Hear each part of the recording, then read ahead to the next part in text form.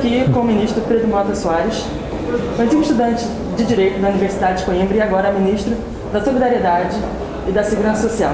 Boa tarde, obrigada. Boa tarde. Por estar conosco. Eu que agradeço o vosso convite. De estudante de Direito da UC a ministro da Solidariedade e Segurança Social. Como mudou o Pedro Mota Soares?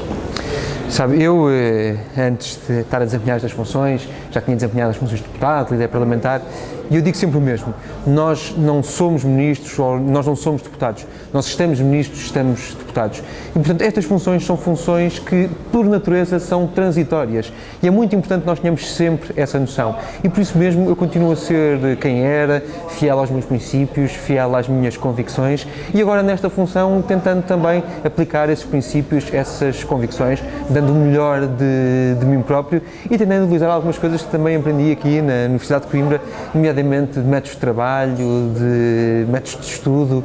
Eu acho que uma das coisas muito importantes que se aprende também numa universidade é que o único sítio onde o sucesso vem antes do trabalho é no dicionário. E, portanto, nós na vida, quando queremos alguma coisa, para conseguirmos alguma coisa, temos de trabalhar muito, e eu acho que isso também hoje é evidente até para o próprio país. Nós vivemos um tempo que é um tempo de dificuldades, é um tempo de muitos desafios, é um tempo em que acho que, do ponto de vista coletivo, nos vamos ter de preparar melhor, as universidades vão ter um papel muito importante aqui, as redes que se geram vão ter um papel muito importante aqui, mas também é fundamental que todos nós consigamos perceber que provavelmente vamos ter de conseguir trabalhar mais, desempenhar melhor as nossas funções, sermos mais produtivos para conseguir ultrapassar estas dificuldades, e eu sei que nós vamos conseguir, enquanto povo, ultrapassar esta dificuldade.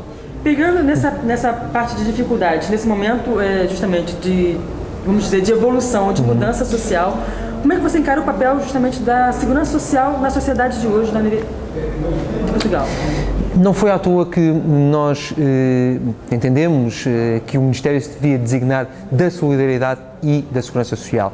Para quê? Para separar o que é urgente do que é essencial. Urgente, do ponto de vista de um país que está numa situação de algumas dificuldades, é termos uma resposta social que seja capaz de criar uma rede de sustentação, de criar uma almofada social para as pessoas que, num momento de dificuldades, baixam a um determinado nível para o qual precisam, de facto, de uma ajuda do Estado. E, portanto, a solidariedade, a rede da solidariedade, passará exatamente por isso, por criarmos um conjunto de respostas que nos ajudem a responder a esta situação de emergência social que estamos a viver. E, portanto, a grande parte, o mais urgente neste momento foi, aliás, desenharmos um programa de emergência social que serve exatamente para minorar o impacto de um momento mais difícil sobre muitas pessoas, sobre os mais idosos que têm pensões muito baixas e consumos de saúde muito elevados, sobre as famílias, nomeadamente aquelas que estão neste momento flageladas pelo fenómeno do desemprego,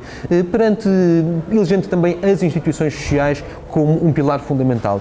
Ao mesmo tempo, nós não nos esquecemos do que é essencial. Essencial do ponto de vista dos sistemas sociais é garantir a sua sustentabilidade. E por isso mesmo teremos de tomar muitas medidas que garantam a sustentabilidade futura dos nossos sistemas sociais. Temos de mudar muito o paradigma na forma como algumas vezes gastamos os recursos públicos, introduzindo muito rigor, combatendo fraude, combatendo abuso, e também depois da resposta da segurança social, pensar um pouco se faz ou não sentido, eu acho que faz, garantir para os mais jovens alguma liberdade de escolha relativamente à organização do seu futuro, da sua forma de ter uma pensão, ao mesmo tempo que mantemos para todos os portugueses uma base de um sistema público, uma base de um sistema que garanta de facto uma satisfação das necessidades que as pessoas têm, nomeadamente quando chegam à sua reforma. Quando você fala dos mais jovens garantirem o futuro, que papel a universidade, mais especificamente a Universidade de Coimbra, por exemplo, teria nessa escolha do futuro?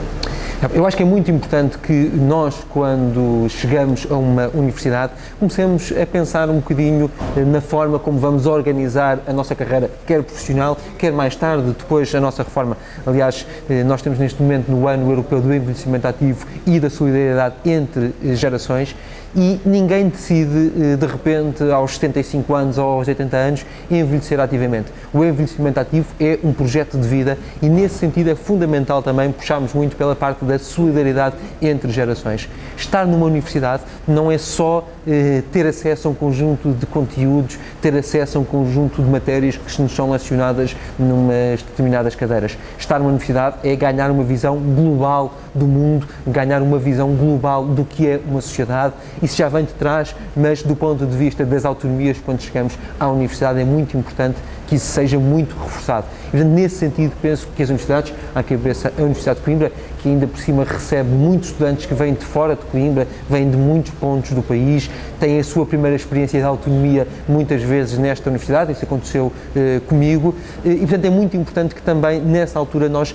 ganhemos um bocadinho este sentido de mundo. A Universidade de Coimbra é uma instituição com muitos anos, grande parte das elites, das pessoas que hoje falam português ao longo da história passaram pela Universidade de Coimbra. Esse é um património muito importante, mas os patrimónios só fazem sentido quando nós os conseguimos continuar a levar mais longe e penso que hoje um desafio também passará por isso. E agora, para terminar, qual é a sua lembrança mais forte? Qual é o sentimento? Sente saudade quando está longe de Coimbra, agora está em Lisboa? Como é que é isso? Se há uma palavra que nós associamos a Coimbra, é exatamente a palavra saudade. Como é óbvio, foram anos muito intensos, foram anos em que saí de casa para estar a morar sozinho, a gerir um orçamento que era um orçamento curto. Fazem-se amizades que são amizades que ficam para o resto da vida. Como é óbvio, os momentos que nós nos lembramos sempre, como os momentos da queima das fitas, são sempre momentos muito importantes, mas também me lembro de muitos mestres que tive nesta universidade. Lembro muito de perceber que havia um universo para lá do que muitas vezes nós tínhamos pensado, até a realidade, que era uma idade relativamente nova quando nós entramos na faculdade, e portanto nesse sentido, como é óbvio, quando olho para trás, quando olho para os meus 17, 18 anos, tenho saudades desses tempos, mas acima de tudo tenho saudades de Coimbra.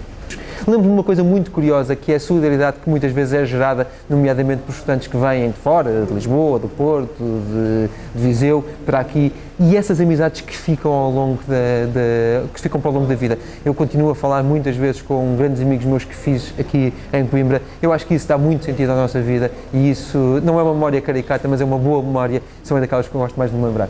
Você continua em rede com a universidade?